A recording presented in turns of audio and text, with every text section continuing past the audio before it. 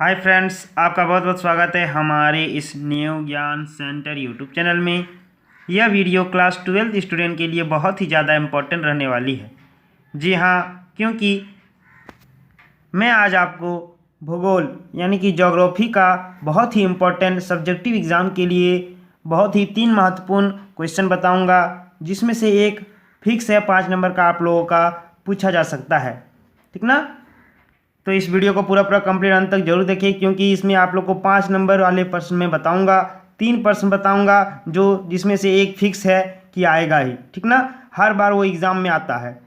ठीक ना? जैसे मैं बताने वाला हूँ कि चावल की खेती के लिए उपयुक्त भौगोलिक परिस्थितियों का वर्णन करें। ठीक ना? तो इसे चावल का बताऊँगा, गेहूँ का बताऊँगा और कपास का बताऊँगा। और फिर मैं नेक्स्ट वीडियो में भी तीन खेती के बढ़िया से मैं आप लोगों का उपयुक्त भौगोलिक बताऊंगा, जो एग्ज़ाम में अक्सर बार बार एग्ज़ाम में क्वेश्चन पूछे जाते हैं। तो इस वीडियो को पूरा कंप्लीट अंत तक जरूर देखें। अगर हमारे चैनल में पहली बार आएँ तो हमारे इस न्यू ज्ञान सेंटर चैनल को सब्सक्राइब जरूर कर लें, साथ साथ बेल आइकन को प्रेस कर दें और इस वीडियो को अपने दोस्तों के साथ ज़्यादा से ज़्यादा शेयर अवश्य करें। तो इस वीडियो को पूरा कंप्लीट अंत तक जरूर देखें। तो चलिए वीडियो को शुरू करते। तो देखिए, सबसे पहले मैं बताता हूँ आप लोगों का चावल की खेती के लिए उपयुक्त भौगोलिक, ठीक ना, परिस्थितियों का वर्णन करें। जो उपायुक्त जो होता है, यानी कि जो चावल की खेती के लिए आप लोग के लिए क्या क्या कैसी कैसी परिस्थितियां चाहिए, तापमान कितना होना चाहिए, वातावरण कैसा होना चाहिए, उसमें सिंचाई कितनी होनी चाहिए, सारी मैं बताऊंगा आपको। ठीक ना? तो उसी को बारे में पूछा गया है। तो देखिए, ये आप लोग का 10th में भी था, ठीक ना, 9 में भी था और 11 में भी था और 12 में भी। ठीक ना? तो 12 में खास करके आप लोग का ये मैं 5-6 चीज़ आप लोग को बताऊंगा, उसमें से एक नंबर यानी कि एक क्वेश्चन फिक्स है 5 नंबर का पूछा जाता है। ठीक ना? याद रखिएगा, इतना यही क्वेश्चन दे दिया जाएगा। चावल की खेती के लिए उपयुक्त भौगोलिक परिस्थितियों का वर्णन करें, 5 नंबर का ये पूछा जाता है। ठीक ना? 5 नहीं तो 4 नंबर फिक्स है आपका, ये मिल ही जाएगा। इतने आप तैयारी कर लीजिएगा। तो चलिए, मैं फिलहाल के लिए आप लोग का उत्तर देखिए इसका। चावल की खेती के लिए उपयुक्त भौगोलिक परिस्थितियां निम्न हैं। ठीक ना? जैसे ही बोलेगा वर्णन करें, आप लोग यहाँ पे इतना तो लिख दीजिएगा, उसके बाद निम्न लगा के यहाँ डैश दे दीजिएगा। सिंपल तरीका से वही कर दीजिएगा। अब आगे देखिए, एक पॉइंट लिखिएगा। सबसे पहला पॉइंट लिखिएगा, चावल के लिए उष्ण और आर्द्र जलवायु बहुत अनुकूल है। ठीक ना? चावल के लिए क्या जरूरी है, तो आप लोग सिंपल तरीके से चावल लिखते हैं, अभी चावल के लिए लिख दीजिए इतना तक। अब देखिए, उष्ण और आर्द्र, थोड़ा याद रखिए, उष्ण और आर्द्र जलवायु क्या होता है, बहुत अनुकूल होता है चावल के लिए। कैसा? उष्ण और आर्द्र। कोई दिक्कत, कोई प्रॉब्लम नहीं समझने में। बहुत ही सरल भाषा में हमने लिखा है, एकदम बोलचाल की भाषा में, जिस कारण से आप लोग को याद भी तुरंत होगा। अब देखिए दूसरा, देखिए इसके लिए औसत वार्षिक वर्षा, ठीक ना, औसत जो वार्षिक वर्षा है इसमें 100 सेंटीमीटर होनी चाहिए, उससे अधिक होनी चाहिए। ठीक ना? कम से कम 100 सेंटीमीटर, नहीं तो उससे अधिक। और तापमान कितना होना चाहिए, 24 डिग्री सेल्सियस से लेके अधिक होना चाहिए। ठीक ना? 24 डिग्री से अधिक सेल्सियस होना चाहिए तापमान। समझ गए? ये 2 चीज़ याद रखिएगा, 100 सेंटीमीटर से अधिक वर्षा होना चाहिए, वार्षिक वर्षा है ये, और एक तापमान याद रखिएगा 24 डिग्री सेल्सियस से अधिक होना चाहिए। बस आप लोग देखिए 2 पॉइंट्स लिख दिए, आप लोग का 2 नंबर फिक्स। ठीक ना? आगे देखिए तीसरा पॉइंट, अगर 5 नंबर का क्वेश्चन है तो 5 पॉइंट्स आपको लिखना होगा। ठीक ना? 4 नंबर का है तो 4 पॉइंट्स लिखना होगा, जिसमें आप लोग को 4 नंबर दे दिया जाएगा। अगर 3 नंबर वाला क्वेश्चन रहा तो 3 पॉइंट्स लिखिएगा तो भी चलेगा, ज़्यादा भी लिखिएगा तो कोई दिक्कत, कोई प्रॉब्लम नहीं है। समझ गया बात तो देखिए अभी तक हमने कितना 2 पॉइंट्स लिख दिए। अब आगे देखिए तीसरा पॉइंट है, भूमि समतल होना चाहिए, ये 1 पॉइंट्स हो गया, इसमें भी आपको 1 नंबर दे दिया जाएगा, यानी कि टोटल 3 पॉइंट्स 3 नंबर। अगर 5 नंबर का पूछा जाएगा तो आप 2 पॉइंट और लिख सकते हैं। तो देखिए भूमि समतल होना चाहिए, समझ गए। आगे देखिए दोमट उपजाऊ मिट्टी होना चाहिए। कैसा? दोमट उपजाऊ मिट्टी होना चाहिए, जिसमें काफ़ी समय तक पानी इकट्ठा रह सके। ठीक ना? मिट्टी कैसा होना चाहिए, दोमट होना चाहिए, और उसमें काफ़ी समय तक वर्षा का पानी या फिर सिंचाई का पानी एकत्रित होना चाहिए, रहना चाहिए काफ़ी समय तक। इस फसल के लिए बहुत उपयोगी है, और ये क्या होता है, बहुत ज़्यादा उपयोगी होता है। ये आपका चौथा पॉइंट्स हो गया। देखिए 5वां पॉइंट्स क्या लिखिएगा, नदी घाटियों और डेल्टा प्रदेशों में पाई जाने वाली जलोढ़ मिट्टी चावल के लिए आदर्श होती है। जो नदी घाटी में पाया जाता है, नदियों के द्वारा बहाकर लाई गई मृदा को क्या कहते हैं, जलोढ़ मृदा कहते हैं कि नहीं, प्रतिवर्ष लाया जाता है। तो ऐसे मृदा क्या होता है, जलोढ़ मृदा है, जो चावल के लिए बहुत ही ज़्यादा आदर्श होता है। समझ गए? और आगे देखिए छठा पॉइंट्स भी लिख दिए कि चावल का खेती कहाँ कहाँ पे होता है। ठीक ना? ये भी आप लोग का क्वेश्चन पूछा जा सकता है।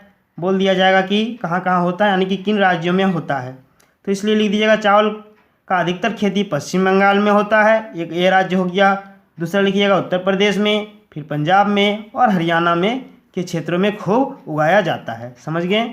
तो ये होगी आप लोग के 6 पॉइंट्स। बहुत ही इंपॉर्टेंट क्वेश्चन है ये, 5 नंबर आपको दिलाने वाले क्वेश्चन है, नोट कीजिएगा। चलिए आगे देखिए दूसरा प्रश्न। दूसरा प्रश्न है गेहूं की खेती के लिए उपयुक्त भौगोलिक परिस्थितियां का वर्णन करें। ठीक ना, चावल के बाद आता है हम लोग का सबसे ज़्यादा खाद्यान्न क्या है, चावल है। उसके बाद गेहूं आता है, कोई दिक्कत कोई प्रॉब्लम नहीं। चलिए गेहूं का बता देते हैं। तो उत्तर लिखिएगा सिंपल तरीके से, वही गेहूं की खेती के लिए उपयुक्त भौगोलिक परिस्थितियों का निम्न है। ठीक ना, परिस्थितियाँ क्या है, निम्न है। उसके बाद एक पॉइंट्स लिख दीजिएगा। एक पॉइंट्स, पहला पॉइंट्स में क्या लिखिएगा, देखिए गेहूं के लिए बोते समय, ठीक ना, गेहूं के लिए जो बोते समय यानी कि जब आप लोग लगाते समय, बोते समय, रोपते समय, ठीक ना, ठंडी और आर्द्र जलवायु अनुकूल है। ठंडी होनी चाहिए, जलवायु कैसी होनी चाहिए, ठंडी और आर्द्र जलवायु अनुकूल है। इसके लिए क्या होता है, बेहतरीन है, अनुकूल है। किंतु पकते समय मौसम शुष्क और उष्ण होना चाहिए। समझ गए? आगे देखिए दूसरा पॉइंट्स है गेहूं के लिए औसत वर्षा क्या होता है आपका 75 से लेके 100 सेंटीमीटर के बीच होना चाहिए। ठीक ना, 100 से अधिक किसमें था, चावल में था। इसमें क्या है, 75 से 100 के बीच ही होना चाहिए। ठीक ना, उससे अधिक नहीं होना चाहिए। आगे तीसरा पॉइंट लिखिएगा सिंचाई की सुविधा उपलब्ध होना चाहिए। ठीक ना, बेहतरीन सिंचाई का सिंचाई जो सेवा है आप लोग का उपलब्ध होना चाहिए, ताकि अच्छे से आप लोग का फसल तैयार होकर रेडी हो सके। चौथा पॉइंट लिखिएगा इसके लिए दोमट मिट्टी बहुत उपयुक्त होती है। ठीक ना, 5वां नंबर देखिए लिख दीजिएगा गेहूं अत्यधिक उत्तर प्रदेश, पंजाब, हरियाणा, राजस्थान और बिहार इत्यादि क्षेत्रों में उगाया जाता है। कोई दिक्कत कोई प्रॉब्लम नहीं। इसमें आप लोग सस्ते मजदूर भी 6ठा नंबर लिख सकते हैं कि सस्ते मजदूर की भी उपलब्धता। कोई दिक्कत कोई प्रॉब्लम नहीं समझने में। ये हो गया बेहतरीन तरीके से दूसरा प्रश्न का हल। गेहूं, चावल और कपास में बताऊंगा। फिर मैं नेक्स्ट में चाय, कहवा यानी कि जिसको कॉफ़ी बोलते हैं,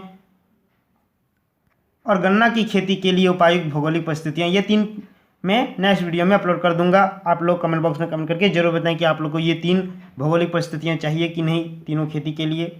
आज मैं आप लोग को कपास की बहुत ही अच्छे तरीके से बताता हूँ। देखिए क्या क्या हो गया, चावल हो गया, ठीक ना, चावल की खेती के लिए उपयुक्त भौगोलिक परिस्थितियों का वर्णन कर दिए हमने, और गेहूँ का भी हो गया। अब मैं चलिए कपास की ओर देखते हैं। तो देखिए कपास का भी पूछा जाता है। ये 3 प्रश्न है जो इसमें एक से फिक्स है, और मैं 3 प्रश्न बताऊंगा, वे भी आप लोग देखते लीजिएगा। ठीक ना, अक्सर एग्जाम में पूछे जाते हैं।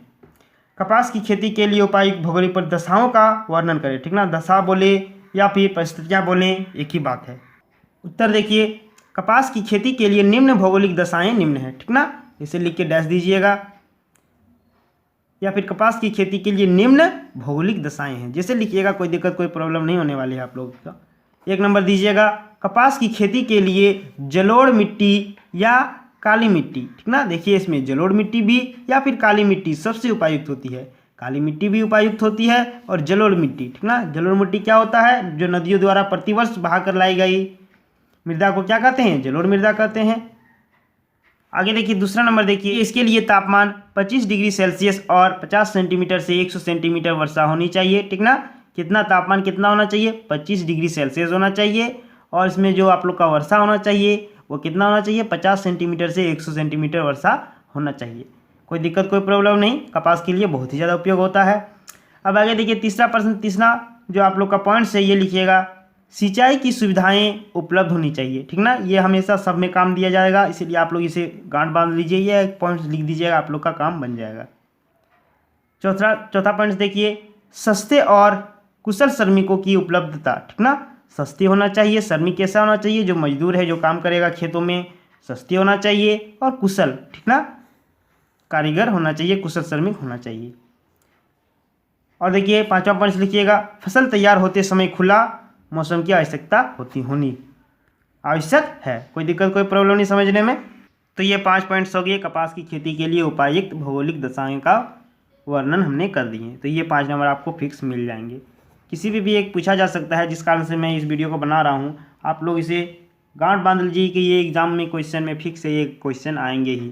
ठीक ना, 5 नंबर यहीं से आएंगे, कोई दिक्कत कोई प्रॉब्लम नहीं समझने में। तो मैंने बहुत सारे इंपॉर्टेंट ऑब्जेक्टिव क्वेश्चन डाल के रखे हैं, अगर नहीं देखे हैं तो जल्द से जल्द हमारे चैनल में जाइए, वीडियोज़ में जाइए, और अच्छी तरीके से वहाँ से सारे के सारे चीज़ आप लोग देख सकते हैं। बहुत इंपॉर्टेंट क्वेश्चन डाल के रखे हैं। कोई दिक्कत कोई प्रॉब्लम नहीं समझने में। और मैं नेक्स्ट वीडियो में जल्द से जल्द आप लोग के लिए तीनों जो बताएं मैं आप लोग का चाय कहवा यानी कि जो कॉफ़ी है उसका कैसी भौगोलिक परिस्थितियाँ क्या क्या है, और एक क्या बताएं मैं मक्का की उपयुक्त भौगोलिक परिस्थितियों का वर्णन करें। ये मैं 3 आप लोग की नेक्स्ट वीडियो में बता दूंगा। तो कमेंट बॉक्स में कमेंट करके जरूर बताएं कि मैं बनाऊं कि नहीं वीडियो ये।